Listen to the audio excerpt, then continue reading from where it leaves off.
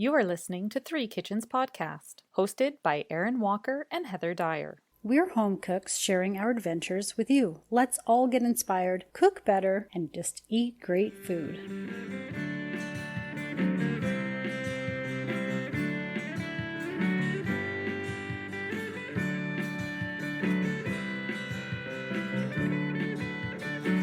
Welcome to Three Kitchens Podcast. We are your hosts. My name is Heather, and here's my friend Erin. Hello. Hello. Have we mentioned on the podcast at any point that fun little bump in international listeners we had recently? No. That was just like so nice. Very interesting, hey? Yeah, and I think it came about from TikTok because there's this trend. If you're on TikTok, you might be aware of this trend to hashtag things: Commonwealth TikTok, World TikTok, Global TikTok. I've even seen metric TikTok.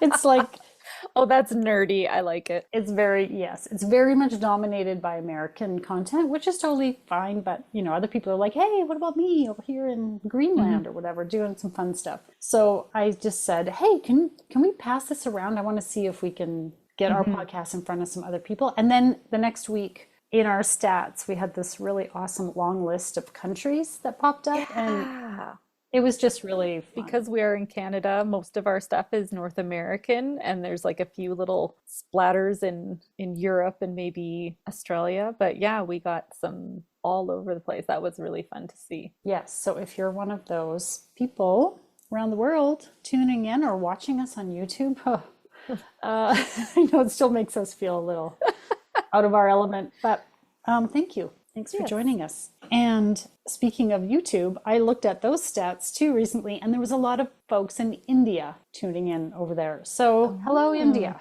Making me want to cook something Indian. Okay. But not today. Oh, okay. Sorry. I'm sorry. I shouldn't have led with that. Sorry, No. not sorry. My segue was terrible. Yeah, that wasn't a segue. It was just a comment. Okay. So Easter's coming. We just took a left turn to Eastertown. Okay. Ooh, Eastertown. Eastertown. I don't know what that is. I'm not sure where that might be. So a well-known, at least in, I would think, North America and the UK, well-known little Easter treat is the Cadbury Creme Egg.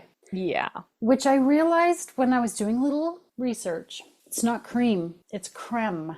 It's not C-R-E-A-M, the way we say cream. It's C-R-E-M-E, which is creme. And every time I watched a video of someone talking about the creme egg, they were calling it a creme egg. And I was like, my entire life, I've been calling it a cream egg.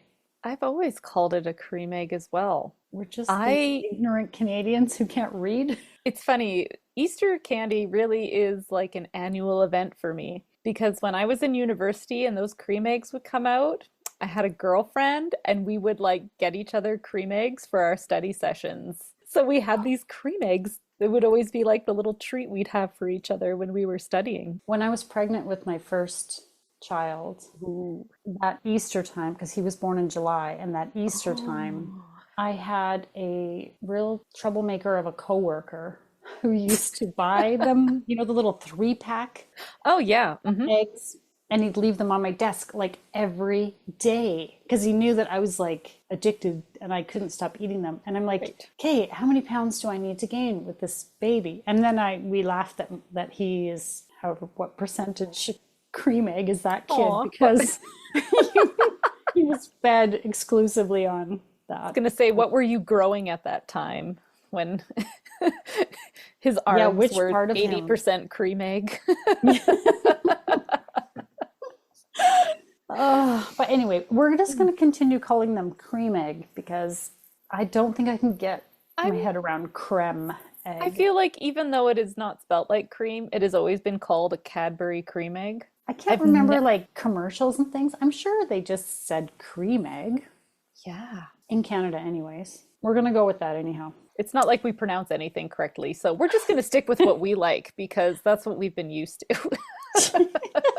No change happening here. Sorry. Okay, so just a quick little history. It began as the Fry's Cream Egg in 1963 and then was renamed Cadbury because I guess Fry's was like a subsidiary or something of Cadbury. And so Cadbury just renamed it the Cadbury Creme Egg in 1971. Was this in Britain? Because I I feel like believe. Cadbury's a I British thought it chocolate. was, yeah. Okay. And I saw a stat somewhere, I don't know how current it is, but it said 500 million sold every year, which is a lot. And That's a lot 600 of, million the year that Heather was pregnant. yeah. 2011 spiked. Okay, now we know it's like a milk chocolate egg, a hollow egg, and the inside, I had to look up what is that sugary goodness on the inside that looks like the egg white with the yolk in the middle, and it is fondant. Even the Oh, one we buy in the store is a type of fondant, which is made of sugar, water, and corn syrup, essentially. There can be some differences. I'm sure there are some okay. different chemicals and things they do for these half-century, non-perishable. That shelf life component and all the mystery Yes. things that you might be eating. So is fondant not always necessarily like a, I always associate it with like the stuff you roll out and cover cakes with? Apparently, it's also soft. Okay. So, I'm not going to make a cream egg. What I want to make is a chocolate cupcake with the nice gooey, eggy, sugary center. So, I've been looking around. I've not found an exact recipe, Okay. but fondant does seem to be the thing that people are using. So, there are recipes for cream eggs. Candy making is one of those things that is a little bit, it feels not home cook friendly. Yeah. Let's put it that way. Well, you always have to have such very specific temperatures and boiling points for things. There's lots of special tools, I Things can go feel. wrong. Yeah. And even if it is something that's common, I don't want to go down that path. My thinking is I bake the cupcakes and then I scoop out kind of a indent in the top, and then I put in whatever type of Okay. fondant. Now, there is such a thing, and I think you have done it before, which is a marshmallow Mm. fondant. So you make it with marshmallows, icing sugar. Is that how you made yours? Yeah, it might have used that marshmallow cream that you get in a container, or you melted marshmallows in a pot. A or B. Just remember you So, talking about it. And I think it was to roll it out and put it over a cake, which yeah. is what we typically think of with fondant. So this is what I keep seeing is you melt marshmallows, then you mix in icing sugar and you basically knead it Hmm. until it's whatever type of texture you want it to be. And you can add water to thin it Okay. or icing sugar to thicken it. So I'm thinking this is going to be my approach is to mess around with the marshmallow fondant and hopefully enough water to thin it enough to make it, it just needs to be kind of gooey. I don't need it to run out when you open the cupcake, but I also don't want it to be a solid lump, Yeah. Yeah, right? because you kind of want it to like mush with the cupcake when you take a bite into it, not be like a separate Yeah. bite. Or at least be like if you eat it with a fork, if you kind of put your Mm, fork through it, that it's, yeah, that it's soft, that you eat it yeah. with the cake like you would buttercream or something. Yeah. I think that makes the most sense to do it with a hollowed out cupcake because I have a feeling it wouldn't hold itself baked. No, I don't think it's the kind of thing you bake. Yeah, I don't think you could. So that sounds like a good idea. So that's what I'm gonna do. I don't know if I will do something on the top of the cupcake. I'm a little nervous about how I get it to look like a white with a Mm, yolk. I'm not sure. I think you got it. Well, I appreciate the vote of confidence. I'm not sure where it comes from. I like where your mind is thinking. I like your ideas and where they're going. So I can't wait for it all to come together. Yeah, I just want to play around with it and see Why not? for a cute little Easter themed treat. Mm, Let's see what I can come up with. Who knows? Fondant makes me a little nervous. I've never made it. I don't particularly enjoy eating it like that rolled stuff that you put on a yeah. cake. I don't really like it. So, I feel strongly now that I did the marshmallow in the pot with the icing sugar. I think it's a tastier fondant than, like, if you like marshmallows, like obviously if you don't like marshmallows, you're not going to like marshmallow fondant. But if marshmallows aren't your worst enemy and you're okay with them, I think it's a better fondant. It's tastier. Was it the hamburger cake It's that the you used hamburger it for? cake. That was Yeah. fun. I think I made a big slice of yellow cheese that went on the hamburger Oh, right. and That's possibly it. some lettuce. Yeah, we have a picture of that somewhere. Yeah. I'll pull it back up for the social media. Yeah, that was fun. That was fun. Yeah, I think I remember you saying too that you thought it tasted pretty good. It tastes pretty good. It was easy to work with.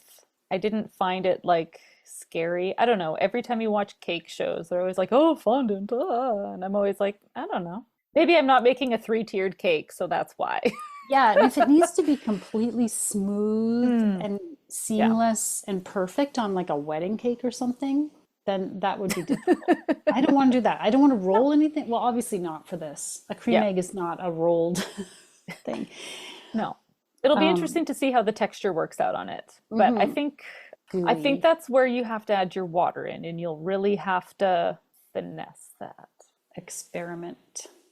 You know, I'm not the most finesser.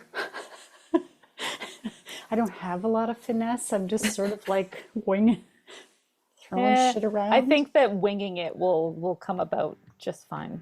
Well, I hope so. Stay tuned and we'll see how it goes. Hi, listener. If you're into all the foodie things like us, you're probably scrolling food photos and videos on at least one of the social apps. Whichever social media app is your favorite, we're probably there too. Connect with us over on Instagram, Facebook, YouTube, Threads, or TikTok. Or all of them if you're as crazy as we are. Say hi and let us know what recipe you'd like us to tackle next. Links to our socials are in the show notes. Now, let's get back to the show. Okay. Well, this little fun experiment really is less of a structured recipe and more of a messing around creative playtime All in the right. kitchen. I'm all Yeah, for it. yeah, for sure. Experiment o'clock starts now. Experimental clock. Okay, we're going to start with chocolate cupcakes. This is the Okay. easiest part. Many of us have a favorite chocolate cake recipe that can become cupcakes. Hmm. And if you don't, you could use a boxed mix. We've all done it. And there are some good little hacks for zhuzhing up boxed cake mix, Okay. which I thought might be fun to talk about a few of those things. Is there anything do you ever use a cake mix personally? I mean, why would I use a boxed cake mix? I don't make cakes. I guess. Although I have used boxed cake mix camping before and made pancakes with it on a grill, which is kind of a fun way to do Yeah. a treat when you're out camping. So that's kind of fun to do. Yeah, yeah, I like doing that too. And it's easy to do with a boxed cake mix because you don't need as many ingredients. But in terms Yeah, of baking a cake, I mean, well, you'll hear more about how I feel baking cakes next week as a small teaser. So, it's cake time on Three share with me Chins. your boxed cake. Okay, well, I don't use boxed cakes too often, like you, but in this particular recipe that I just made from scratch, I did a sub that also works great with a boxed mix, which is what made me think of it. So, Hmm. this cake recipe, this is it. See how there's no instructions? Anybody watching the video will see it's just a list of scrawled ingredients and 350 degrees in up there in the corner, and that's it. It is called a one bowl chocolate cake. It was passed to me. It was, I believe, a friend of a friend's mom's cake, and they would make it. And my husband ate it enough times at some friend's house that he really liked it. So he said, "Can you give us the recipe?" And when he says us, he really means me. And What? anyway, I've had this for Your years. husband's not baking this up? He could. This is very simple. It's called a Okay, one bowl chocolate cake because everything just goes in one bowl. You mix it all up. You pour your awesome. batter into your pans. There's nothing fussy about it. But after you've mixed your dry and wet ingredients together in your one bowl, there's a cup of hot water goes into this, Okay. which is a little bit different. Yeah. And it makes a very runny cake batter, but it's a very good chocolate cake. What I like to do with that 1 cup of hot water, like boiled from the kettle, let it just sit there until you're ready for it. So it's very hot. I like to put instant coffee grounds into that cup. I don't even really measure it out. I just like, a couple teaspoons or something. Yeah. So that you have essentially a brewed, as I put in quotation marks because it's instant, brewed coffee in place of the water. And I think that coffee really brings out the flavor of chocolate. Chocolate and coffee were meant to be married together. Yes. And even if you don't taste the coffee, it does something to chocolate to make it taste extra good. So you could do that also with a boxed cake mix. If it calls for water, replace it with coffee or other liquid. You can replace it with buttermilk. You could replace it with apple cider. You could and I'm not necessarily talking chocolate cakes, but say what is a white cake? I don't even know what flavor that is supposed to be. I think there's yellow and white. Yeah, I don't know what those They're flavors are supposed to be. So you could zhuzh them up with... I bet you could put like juice in there instead and make it like fruity flavored or... Yeah, like what if you put orange juice and then you did like an orange citrusy icing on top. And now you've like zhuzhed up your cake mix. Okay. Yum. You could also replace the fat. So I think lots of boxed cakes call for vegetable oil. You could make it taste better, in my opinion, if you did butter instead. Of course.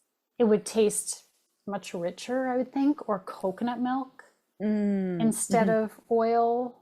Or what else could you do? I wrote some things down. You could do like sour cream or full fat yogurt instead of oil. Or replace part of it. Maybe do half the oil and half something else to give it a different... Totally. Can you do applesauce also substitutes as oil? Yes. Yeah, I made a note if I think right. separately. Okay. I don't know if you replace the oil with it, but you could do mashed bananas, applesauce.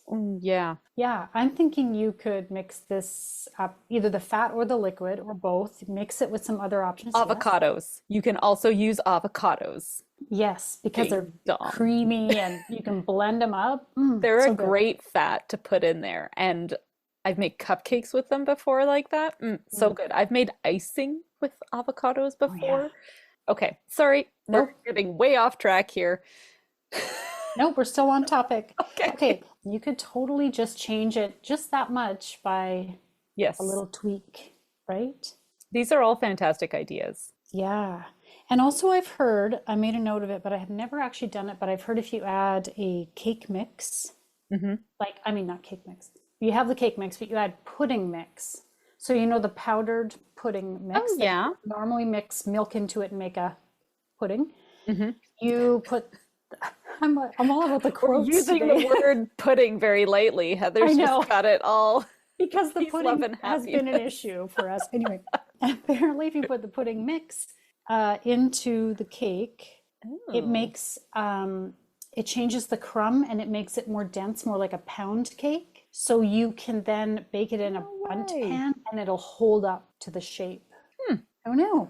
And then I'm thinking you could change it by the flavor of the pudding, right? Now you've added an extra layer of something. Okay, so that's really fun. How to mix different things that come out of a box together. Yes, why not? Why not? Like, if that's what you've got. Affordable. It's so much faster and simpler than buying all the things you need when you go to bake a cake from scratch. Do it. Okay, now, Easter creme egg. No, cupcake. they're cream eggs. Cream eggs to us. Okay, cream eggs.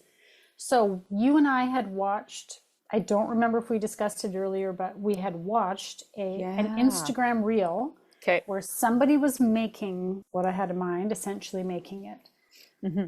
So they took their chocolate cupcake. First thing when it's baked is hollow out the middle enough, like scoop it out. This is after it's baked. Right.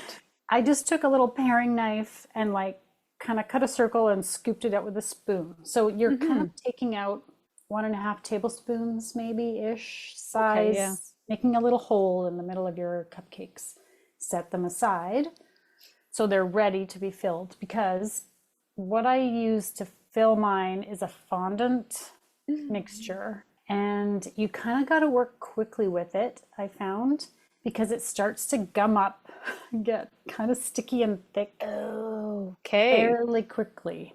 In that reel that we watched, in the comments, because there's no recipe, it's just Oh, he's talking about how he hates cream eggs, but he likes his cupcakes, whatever. And of course, in the comments, someone says, well, can you share the recipe? I'd like to make them. And the response, I don't know if it was from the creator or someone else, was, oh. well, clearly you don't really need one. I mean, you just look. It's like they had a big block that looked like cheese, but it was fondant paste or something. So it looked like a big ball of mozzarella, but it was like a fondant, solid fondant. Okay. And they were grating it. So I didn't know what it was either. So, when you say, oh, who needs a recipe? You just kind of, look at what he was doing.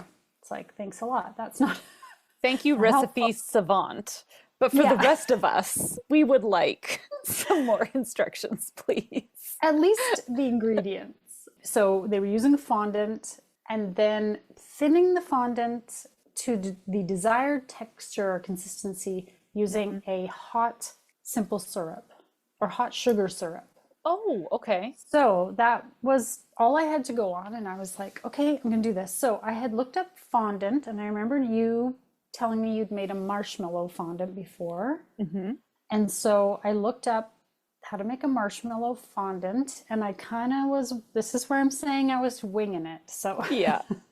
so I took mini marshmallows, just little Okay. white mini marshmallows, equal amount of marshmallows to the same, well, I don't know what amount. How should I say it? It was like 3 cups of mini marshmallows and 3 cups of icing sugar. Okay. Okay. So I put the marshmallows in the microwave for like 30 seconds, got them soft enough to mix them up into a goo. Oh my God, it's so sticky and It is kind of a gross step, hey? it's really challenging. It's not like when you do Rice Krispie squares where you mix Yeah. butter in it. The butter kind of smooths it out and keeps it from sticking to everything. Right. This is just sticky. Like trying to stir it, and so then I put it in my mixer bowl with the paddle Oh, attachment, and then I put in an equal volume, so 3 cups of icing sugar, and stirred it up until it seemed mixed. It was a okay. big glob. It was just a glob of goo. And then I had made a simple syrup, just white granulated sugar and water. Okay. And because it said to put it in hot, I had just made it. It was on the stove. And Oh, I couldn't tell you how much I poured in, to be honest. yeah. And I think I probably used a quarter to a third of a cup, maybe ish, of the syrup in, because I was just pouring it straight from the pot. Yeah. And I kept mixing it until it seemed like maybe I could sort of pipe it into my little cupcake. And what the guy did on the video was a small portion, he colored yellow for the yolk. Oh, yeah. And then he was just sort of scooping it on top in a little kind of, and using a toothpick to spread it around to make a little yolky looking circle on the top of the egg white. Right, right. So I got it to a consistency I thought I could do that with, and I separated out a little bit, colored it sort of a yellowish orange Mm. egg yolk color, and then I had the white, which I put into a large Ziploc freezer bag Oh, and okay. snipped the corner off and used that to kind of pipe it in. Okay. So I would pipe in the white, and then I'd take a little bit of the yellow, and I'd sort of, but the longer it sits, the harder it is to work with to kind of get it off the spoon and make it look like a circle. Okay. And while it was still kind of warm, because the Hmm. syrup has warmed it, Like the first ones I did where they were kind of warm, it kind of leveled itself out. It was almost like that self-leveling idea where Yeah, so it yeah. looked quite nice and smooth. And then the Okay. last ones I did were more goopy and you could tell like it wasn't settling the same way because it was colder by the time I got to them. Okay. So you really do have to work quickly. Okay. Do you think adding more syrup would have made it easier to work with? Or would have that been too thin and then it would have been like a little ocean in your cupcakes? I don't know. I think it Yeah. worked well for the white for the most part. Maybe because it was piped and because I was Mm. holding it in my hands and maybe that keeps it a little Oh, warmer. that's a good point. Yeah. It was the yolk part that was in the little glass bowl that was getting kind of sticky. And I had these teaspoons and a toothpick. And I just, it was like, I have video. I feel You can like there's see going to it. be threads of sugar all over your. Yeah, I'm like, another toothpick. I need a clean toothpick over here. Like, and toward the end, I was like, oh, it's good enough. Like, Yeah, don't, yeah. if the more you fuss with it, it picks up crumbs from the cake. And then you've got chocolate crumbs in your white egg. Like, just, you have to work quick and be prepared for it to be a little bit of a mess, I guess. Just get sticky. Yeah, it get everything sticky. Washing everything up is a little bit of a job. Mm, But so that's what I did. That's how I okay. made cream That egg. doesn't sound as haphazard as you make it sound. I think it's just the fact that you have to make the thing and then thin the thing and then work fast. That's all very like Yes, and I didn't, because I didn't really have a recipe. I was kind of like, oh, I think I can make the base kind of like this, and then I guess you add the syrup like this. Like I wasn't confident because I didn't have a step-by-step recipe. And I feel like with baking, mm, we're always like looking for those very specific yes. directions because it can be so fussy and you don't want to screw it up if you've used like a whole bag of marshmallows or whatever and you're all your icing sugar and then you're like, oh, if this doesn't work, that's all I got. Yeah. Yeah. Yeah. I think it worked out fantastic. You are the recipe savant now. You can just comment back, yes, you're right. No recipe was needed. So simple. I felt like going back and finding it again and being like, hey, if you want a recipe, we'll wait till the episode's out and then I can go back and be like, hey, come listen to my episode where I talked about this.